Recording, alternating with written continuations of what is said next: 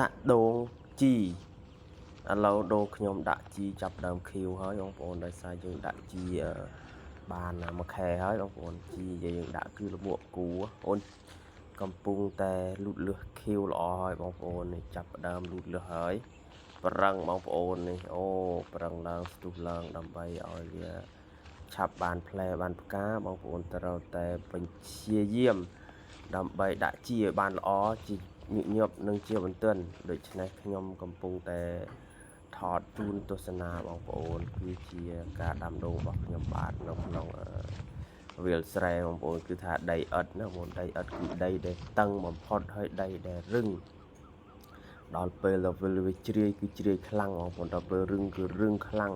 ចំណែកខែប្រាំងគឺរឹងសម្បំណាស់បងប្អូនដីនេះគឺរឹងមែនទែនរឹងកងើស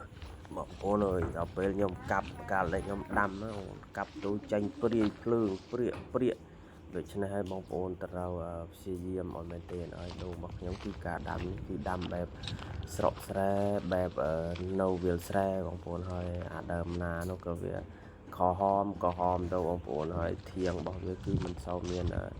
រឹងមាំប្រហែលទេបងប្អូនដោយសារតែវាខ្វះជាតិជីมันគ្រប់គ្រាន់បងប្អូនសំខាន់គឺអាចថាទឹកខ្វះដែរប៉ុន្តែទឹកវាមិនខ្វះទេប៉ុន្តែដោយសារតែយើងមិនបានធ្វើទឹកវិលបងប្អូនបើសិនតែបានធ្វើទឹកវិលអាចថាល្អបងប្អូនជំនួយរឹសឲ្យដីធូរហើយរឹសនឹងដតចាក់បានជ្រៅដូច្នេះហើយខ្ញុំមិនទាន់មានពេលនឹងធ្វើដោយដិតដល់ទេដោយសារតែខ្ញុំនៅធ្វើការនៅឡើយបងប្អូនខ្ញុំនៅតែខំប្រឹងតស៊ូព្យាយាមបន្តទៀតដើម្បីឲ្យដូងរបស់ខ្ញុំទទួលបាន